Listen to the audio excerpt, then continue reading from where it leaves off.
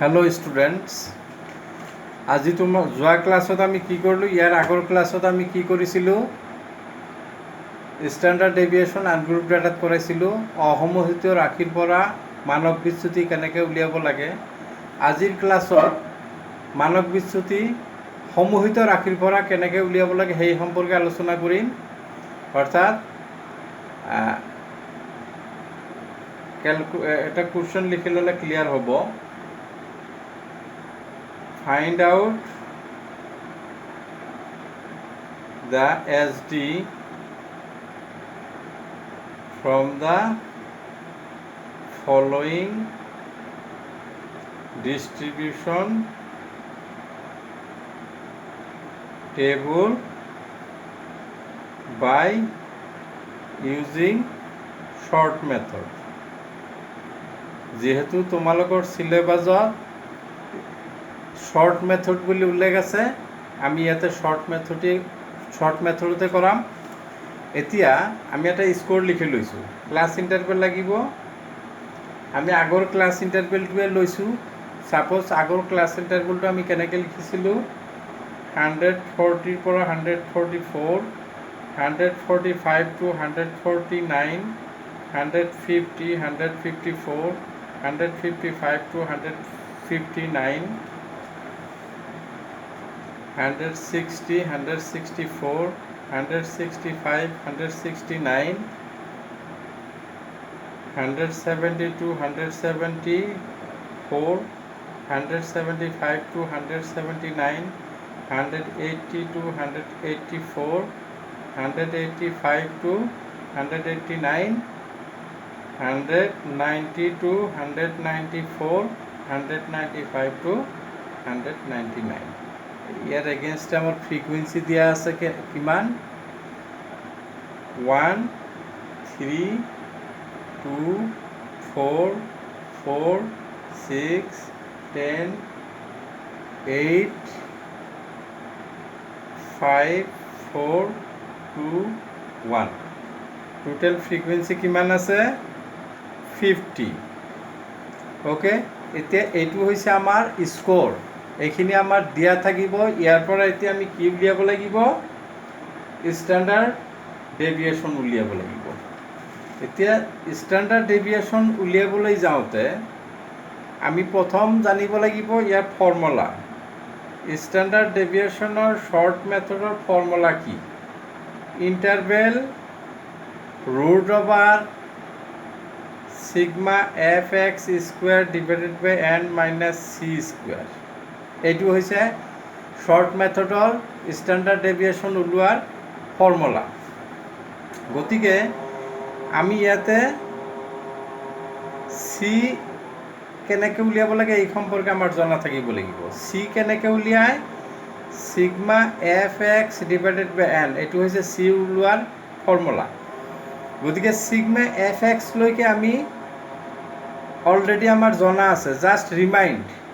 মনত পেলোৱা আনগ্ৰুপ ডাটাত আমি মিন কেনেকৈ উলিয়াইছিলোঁ আনগ্ৰুপ ডাটাত যে চমু পদ্ধতি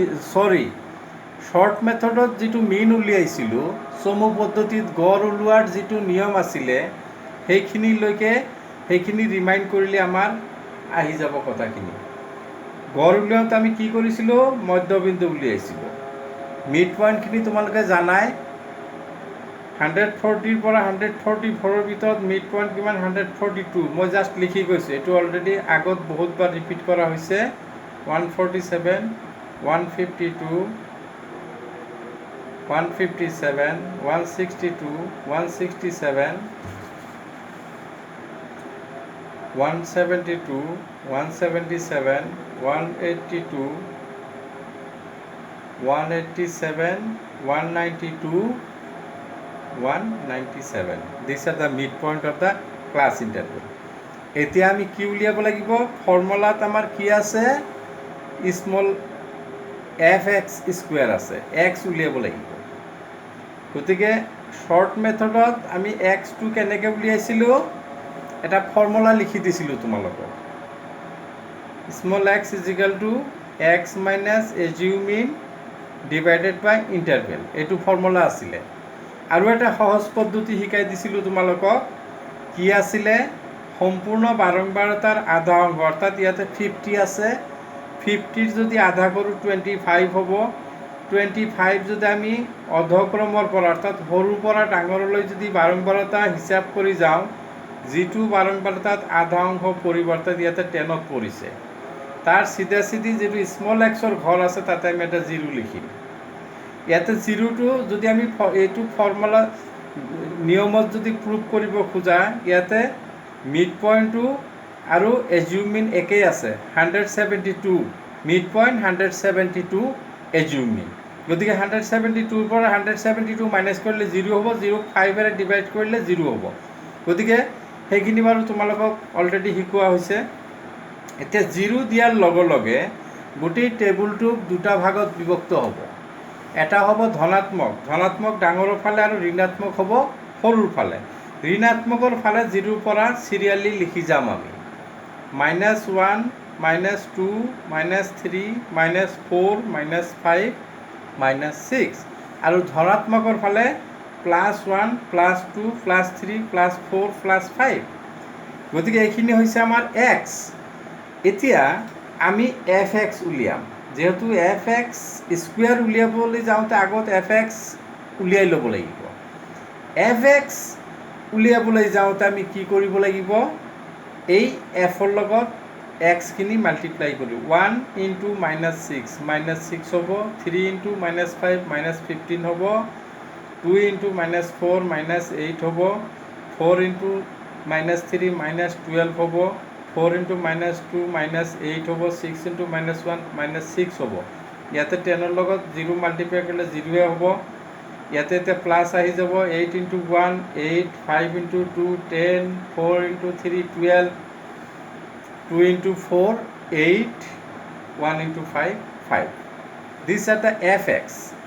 এতিয়া এইখিনিলৈকে অলৰেডি আমি আগত কৰিছিলোঁ শ্বৰ্ট মেথডত মিন উলিয়াওঁতে আমি এই টেবুলখিনি অলৰেডি কৰা হৈছে তোমালোকৰ বুজাত ইমান সমস্যা হ'ব নালাগে গতিকে তোমালোকে আগৰ শ্বৰ্ট মেথডৰ অংকটো অলপ ভেৰিফাই কৰিলেই তোমালোকে বুজি পাবা এতিয়া এইখিনি যদি আমি যোগ কৰোঁ প্লাছখিনি কিমান পাম আমি 43 পাম আৰু মাইনাছখিনি যোগ কৰিলে কিমান পাম ইয়াতে 55 পাম গতিকে সিগমা fx = 55ৰ পৰা 43 মাইনাছ কৰিলে -12 হ'ব যেহেতু -2 55 ডাঙৰ গতিকে চি ওলোৱাৰ ডাটাখিনি আমি পাই গৈছোঁ চি ওলোৱাৰ ডাটাখিনি সিগমা fx / n আছে গতিকে -12 / 50 n কিমান আছে 50 এইখিনি যদি কৰোঁ আমি তেনেহ'লে আমি কিমান পাম -0.240 পাম আমি ওকে এতিয়া আমাৰ বাকী থাকিল ফৰ্মুলাৰ সিগমা fx স্কোয়াৰ গতিকে fx যেহেতু পাইছোঁ আমি fx স্কোয়াৰ আমি এতিয়া ওলাব পাৰিম xৰ লগত fx খিনি আমি মাল্টিপ্লাই কৰি দিব লাগিব xৰ লগত fx মাল্টিপ্লাই কৰিলে ইয়াতে 6 * 6 36 হ'ব ইয়াতে মাইনাছে মাইনাছে প্লাছ হৈ যাব 5 * 15 75 হ'ব 4 * 4 32 হ'ব 3 * 12 36 2 * 6 8 16 1 * 6 6 ইয়াতে 0 হ'ব 1 * 8 8 2 * 10 20 3 * 12 36 4 * 8 32 5 * 5 25 এইখিনি নিশ্চয় তোমালোকে ইমান বুজাত অসুবিধা নহয় এইখিনি হৈছে আমাৰ fx স্কোয়াৰ এতিয়া এইখিনিক আমি প্লাছ কৰিম fx স্কোয়াৰ = কিমান হ'ব 322 মই অলৰেডি কেলকুলেশ্যন কৰি লৈছোঁ তোমালোকে চাই ল'বা গতিকে সিগমা fx স্কোয়াৰ কিমান পাইছোঁ আমি 322 পাইছোঁ n লিখি লৈছোঁ আমি ইয়াতে 50 ইণ্টাৰভেল কিমান আছে আমাৰ 5 গতিকে আমি SD = হোৱাট আমাৰ উলিয়াবলগীয়া সংখ্যাটো কি স্কোৰটো হৈছে SD গতিকে এইখিনি হৈছে আমাৰ টেবুল তোমালোকক আকৌ মই কৈ দিছোঁ 5th কলনলৈকে আমাৰ কিন্তু শ্বৰ্ট মেথডৰ যে মিন উলিয়াইছিলোঁ তোমালোকৰ অলৰেডি কৰি দিয়া আছে আমাৰ নতুন কি এটা কলন পাইছোঁ, just sigma F X square. গতিকে এইখিনি তোমালোকে ৰিপিট কৰি ল'বা যদি বুজাত অসুবিধা হয়। এতিয়া জাষ্ট মই এইখিনি ফৰ্মুলাত পুট কৰিম। আমাৰ ইণ্টাৰভেল দিয়া আছে 5, sigma F X square 322 divided by 50 minus C কিমান দিয়া আছে -0.240, এইখিনি স্কুৱেৰ হ'ব। এতিয়া 322 যদি 50ৰে আমি মাল্টিপ্লাই কৰোঁ তেনেহ'লে আমি কিমান পাম 6.44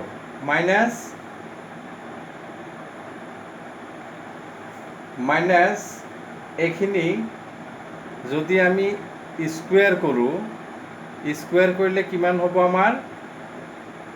0.0576, ইয়াতে মাইনাছে মাইনাছে প্লাছ হৈ গ'ল, গতিকে এইটো প্লাছ আমাৰ ৰৈয়ে যাব। এতিয়া 6.44ক আমি মাইনাছ কৰিম ক'ৰ পৰা 0.0576ৰ পৰা 6.3824 হ'ল। গতিকে এতিয়া আমি ৰুট অভাৰ উঠাই দিব পাৰোঁ। ৰুট অভাৰ উঠাই দিলে কিমান হ'ব 2.53 হ'ব। 5ৰ লগত 2.53 মাল্টিপ্লাই কৰিলে কিমান হ'ব আমাৰ 12.65। This is standard deviation from group data by using short method. গতিকে মানক বিচ্যুতি সমূহিত ৰাশিৰ পৰা কেনেকৈ উলিয়াব লাগে তোমালোকক শিকালোঁ, এইটো ভালকৈ চাবা। নেক্সট ক্লাছত আমি কম্বাইণ্ড এছ ডি শিকাই দিম তোমালোকক। অ'কে, আজিৰ কাৰণে এইখিনিয়ে।